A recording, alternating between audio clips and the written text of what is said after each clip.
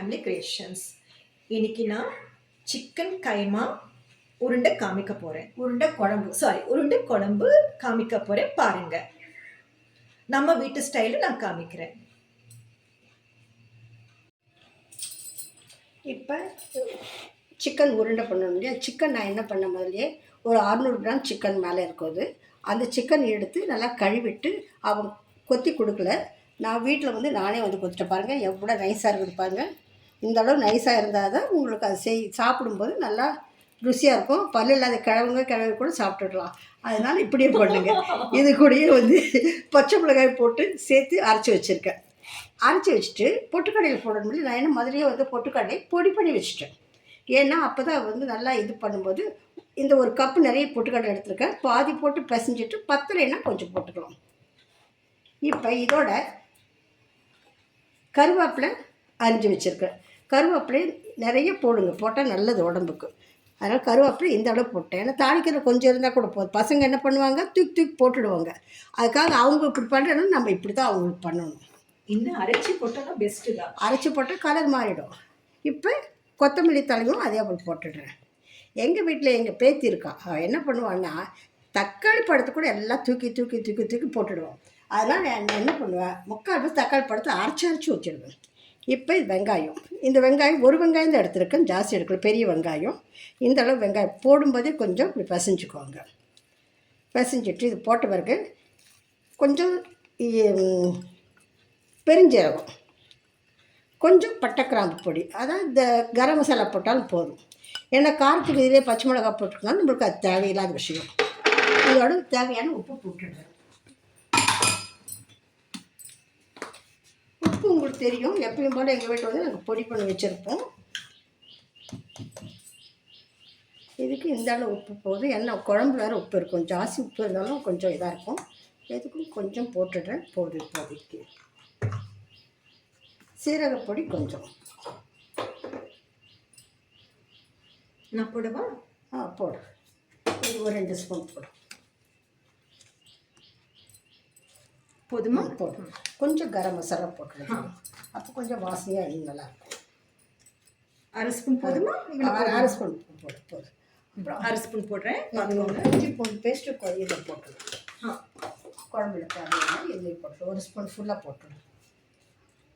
இவ்வளோ போதுமா? போதும். இன்னும் கொஞ்சம் போடு. இன்னும் கொஞ்சம் போதும். இப்போ இதை நான் பிசைஞ்சிட்டு உங்களுக்கு காமிக்கிறேன். அப்புறமே உருண்டையெல்லாம் பண்ணிப்பாருங்க. பிசையும் போதே பாருங்கள் நல்லா ஈவனாக வருது பாருங்கள். அப்போ உருண்டை பண்ணும்போது நல்லாயிருக்கும்.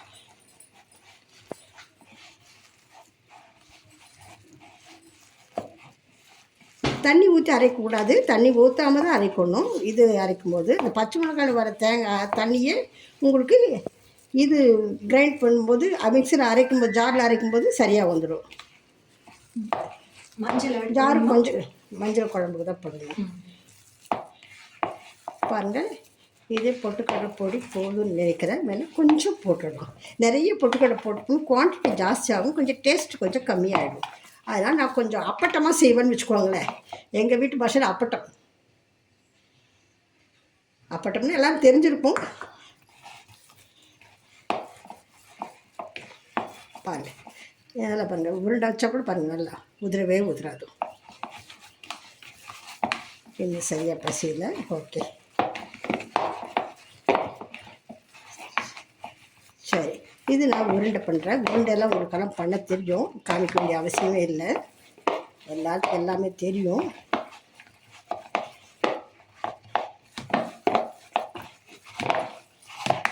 எங்கள் அம்மா தான் சொல்லுவாங்க ஒரு பேச்சு, கண்ணு பார்த்தா கை செய்யணும் அப்படிம்பாங்க.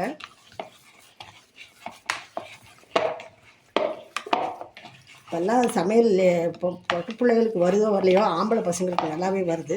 ஆனால் பொட்டை பிள்ளைகளுக்கு வாய் பேச்சு நல்லாவே வருது. நானும் ஒரு பொட்டை பிள்ளை தான்.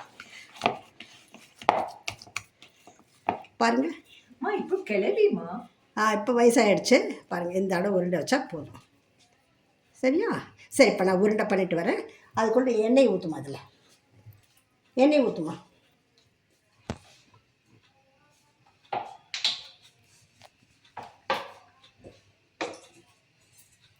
சரி, நான் உருண்டை பண்ணிக்கிறேன்.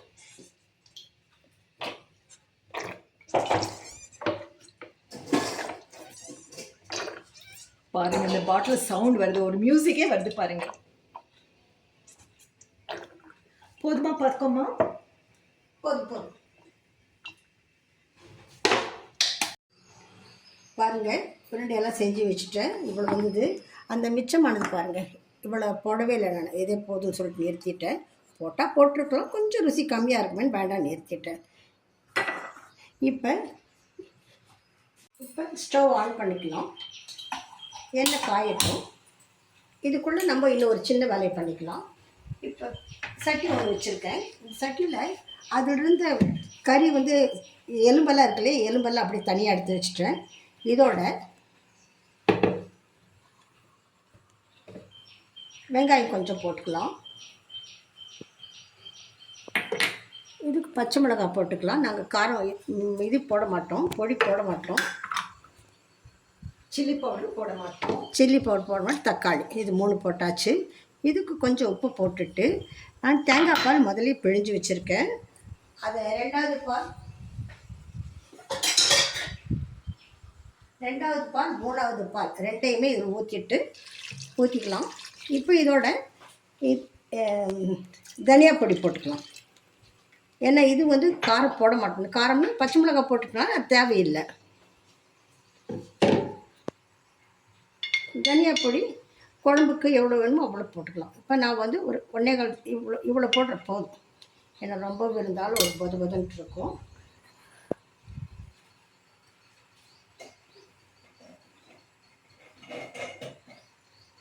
கொஞ்சம் மஞ்சள் எடுக்கலாம். கொஞ்சம் மஞ்சள் போட்டுக்கலாம். ஒரு 1/2 ஸ்பூனோ 1/4 ஸ்பூனோ, ரொம்ப கலர் வேணும். இது எங்கள் வீட்டு மஞ்சள், அதெல்லாம் நம்ம கொஞ்சமாக போட்டால் எங்களுக்கு போதும். இதுக்கு தேவையான உப்பு போட்டு நான் ஸ்டவ் அதில் வச்சிடுறேன். இது பாட்டு அதுக்குள்ளே ஆகட்டும். அதுக்குள்ளே நம்ம வந்து இதை வச்சிடணும். இப்போ நான் உங்களுக்கு ஸ்டவ் ஆன் பண்ணிட்டேன். இதில் உப்பு போடணும். உப்பு போட்டுடலாம். இப்போ உப்பு போட்டுடலாம், தேவையான உப்பு. பாருங்கள், இவ்வளோ உப்பு போடுறேன், போதும். அப்புறமே டேஸ்ட்டு பார்த்துட்டு உப்பு போட்டுக்கலாம்.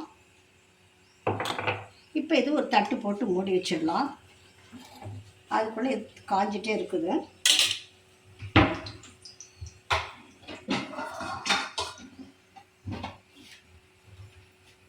பாருங்க, கொஞ்சம் சிம் பண்ணிக்கலாம். சிம் பண்ணிவிட்டு ஒரு 7 உருண்டையாக போட்டுக்கலாம். ஜாஸ்தி போட்டால் திருப்பி போடும்போது அது உடஞ்சிடும். போதும், இப்போதே போதும். என்ன நிறைய போட்டிருக்காங்க.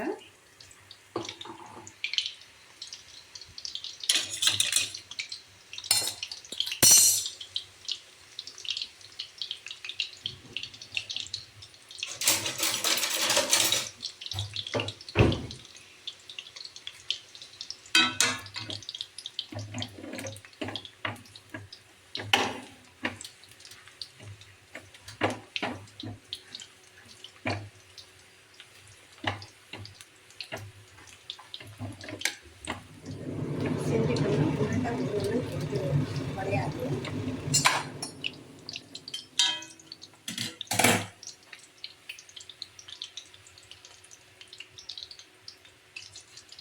லைட்டாக திருப்பி போடுங்க.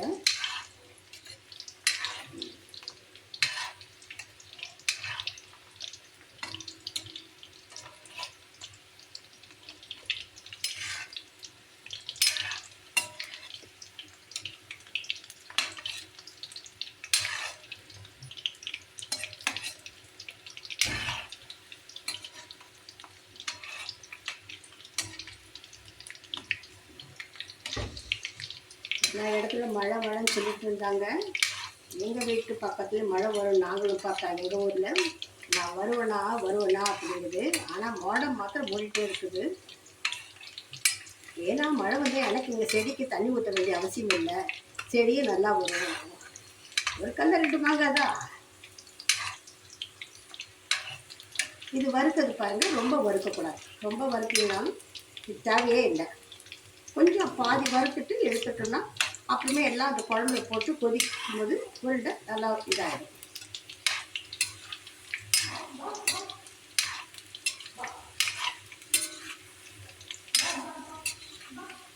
பார்த்தீங்கன்னா உருண்டை ஒன்று கூட உடையில பாருங்கள். இன்னும் கூட ஒரு 5-6 உருண்டை போட்டுக்கலாம்.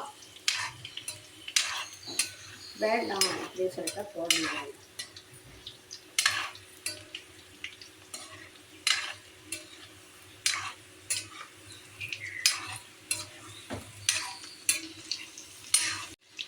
இது பாருங்கள் உருண்டை போதும்.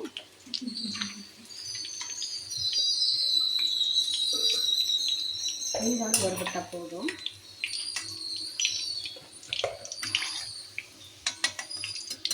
குழம்பு ஆயிட்டே இருக்குது.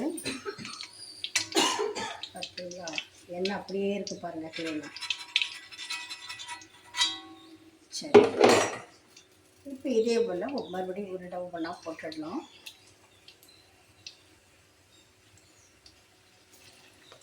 பாருங்கள் எப்படி கெட்டியாக இருக்குது பாருங்கள். தண்ணி ஊற்றாம பண்ணும்போது பொட்டுக்கடலை நீங்கள் அப்படியே போட்டு செஞ்சிங்கன்னா அந்த அளவு உங்களுக்கு மையாது.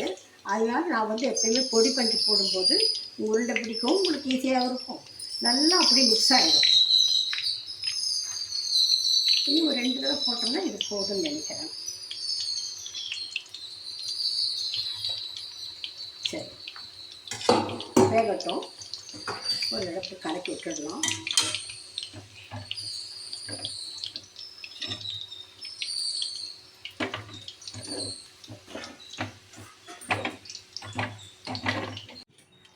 இப்போ திறந்து பார்க்கலாம். அநேகமாக எல்லாம் ஆகிருக்கும். ஏன்னா அது வறுபடும் போது ஆயிடுச்சு. இது பச்சை மிளகாயை போடுங்க. மிளகாய் பொடி போட்டால் அந்த ருசி மாறிடும். இப்போ இதெல்லாம் நம்ம செஞ்சு வச்ச உருண்டையெல்லாம் போட்டுடலாம்.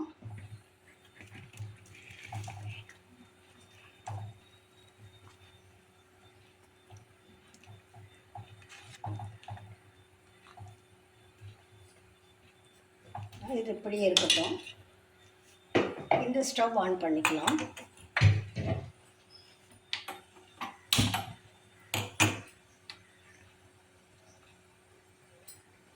தண்ணிக்கு எடுத்து வச்சுட்டேமா.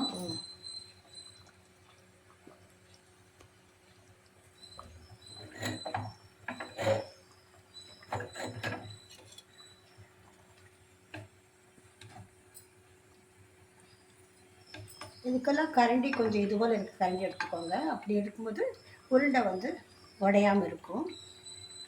சின்ன கரண்டியெல்லாம் போட்டிங்க எடுக்கும்போது குத்திட்டு இது உடஞ்சிடும். எண்ணெய் காஞ்சிடுச்சு. இது பாருங்கள், இந்த ஷாஜீரா 2 பட்டை, ஒரு சின்ன கிராம்பு, 3 கிராம்பு, கொஞ்சம் பட்டை, 2 ஏலக்காய் வச்சுருக்கேன். இது போட்டுக்கலாம்.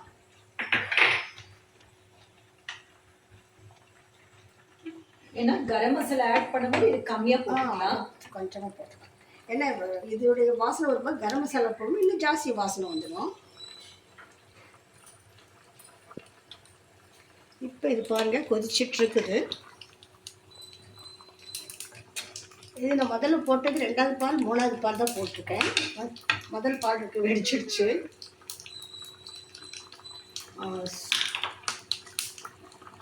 நான் கொஞ்சம் சோம்பு நிறைய போடுவேன். எனக்கு அந்த வாசனை ரொம்ப பிடிக்கும். உடம்புக்கு நல்ல ஜீரணம் ஆகிடும்.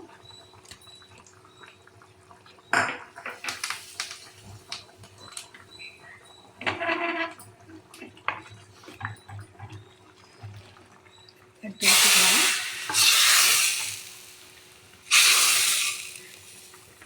இப்போ பாருங்கள், இதுவும் பண்ணிட்டேன்.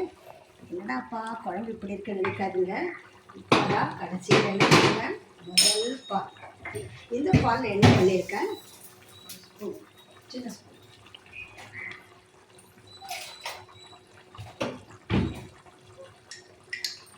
இதான் முதல் பாலுங்க. இது கெட்டி பால். இதில் ஒரு 4-5 முந்திரி பருப்பும் கொஞ்சம் கசகசா போட்டு அரைச்சி வச்சுருக்கேன். ஏன்னா தேங்காய் பால் போட்டு ரொம்ப நேரம் கொதிக்கக்கூடாது.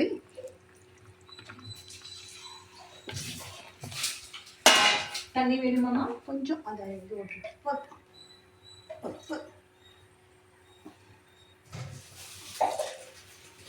பாருங்க. செய்யும் போதே என் பேத்தி தனியாக வறுத்து கொடுக்க சொல்லிட்டு ஒரு 5-6 உருண்டை எடுத்து வச்சுட்டோம்.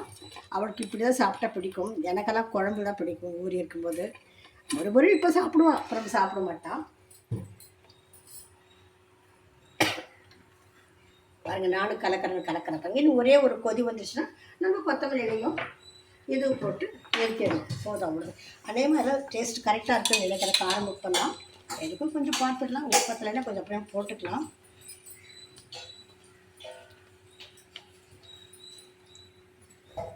எவ்வளோ குட்டி ஸ்பூன் பாருங்கள், அழகாக இருக்குல்ல. கரெக்டாக இருக்கும் உப்பு காரமெல்லாம். ஒரே ஒரு கொதி வந்துடும், இறக்கிடலாம். பாருங்கள், ஏன்னா முதல்ல அது எண்ணெயில் வறுத்தது பாருங்கள் எவ்வளோ எண்ணெய் விட்டுருக்கு பார்த்தீங்கன்னா. இது தேங்காய் எண்ணெயே ஊற்றி செஞ்சால் இன்னும் நல்லா ருசியாக இருக்கும். ஒரே ஒரு கொதி வந்தால் போதும், நிறுத்திடலாம்.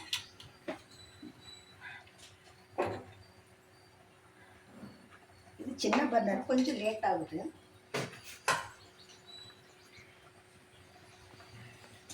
சரி, கருவேப்பிலை போட்டுடலாம். ஒரு 5-6 இருக்குது. இது ஒரு 5-6 போட்டுடலாம். கொத்தமல்லி இலையும்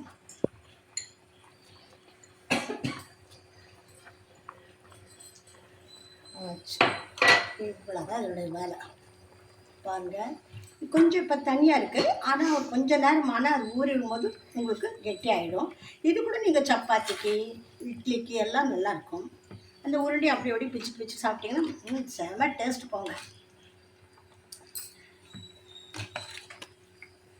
பார்த்தீங்களா, இந்த அளவு வந்தப்போ ஒரே ஒரு கொதி வந்தாலும் நிறுத்திடலாம். வீவர்ஸ், நீங்கள்லாம் பார்த்துட்டு எப்படி இருக்குது அப்படின்னு கமெண்ட்ஸ் சொல்லுங்கள். சப்ஸ்கிரைப் பண்ணுங்கள், உங்கள் ஃப்ரெண்ட்ஸ்க்கெல்லாம் அனுப்புங்க. ஏன்னா எங்கள் வீட்டில் இந்த குழம்பெல்லாம் நான் தேங்காய் பாலில் தான் வைப்போம். போதும், கொதிச்சிடுச்சு. போதும், ஆஃப் பண்ணிவிடுங்க. இவ்வளோ தான் இதனுடைய வேலை. இருங்க, நான் ஒரு பவுல் எடுத்து காமிக்கிறேன் உங்களுக்கு. கொஞ்சமாக பவுல் எடுத்து ஊற்றிருக்கேன். ஏன்னா அந்த சூட்டில் இருக்கட்டும் அப்படின்னு சொல்லிட்டு. ஏன்னா மண் பானையில் செய்யும்போது உங்களுக்கு ருசி ஜாஸ்தி. அயன் இதில் இரும்பு சட்டியில் சேரும்போது அயன் நம்மளுக்கு வரும். எதில் சேர்த்த முடியும் அதில் அயனும் சேர்த்திக்கலாம், நல்லது சேர்த்திக்கலாம். அப்புறம் நம்ம உடம்பு எப்படியோ பார்த்துக்கலாம். முடிஞ்ச வரைக்கும் நாங்கள் இதெல்லாம் பார்த்து செய்வோம். Okay viewers, thanks. பாருங்கள், பார்த்து நீங்கள் கமெண்ட்ஸ் பண்ணுங்கள், லைக் பண்ணுங்கள், உங்கள் ஃப்ரெண்ட்ஸ்க்கெல்லாம் அனுப்புங்க, ஷேர் பண்ணுங்கள். சரி, சப்ஸ்கிரைப் பண்ணுங்கள், அதை மறந்துடாதீங்க. ஏன்னா அப்படியே பார்த்தே இருக்கும்போது உங்கள் பொண்ணான கை சும்மாவே இருக்கும். அப்படி பட்டுன்னு போய் தலையில் ஒரு சின்ன ஒரு அடி கொடுத்துருங்க. பாட்டு சப்ஸ்கிரைப் ஆகிடும். ஒரு பெல் அடிச்சா போதும். ஆமாம், அவ்வளோதான். Okay, thank you viewers. நெக்ஸ்ட் உங்களை பார்க்குறேன்.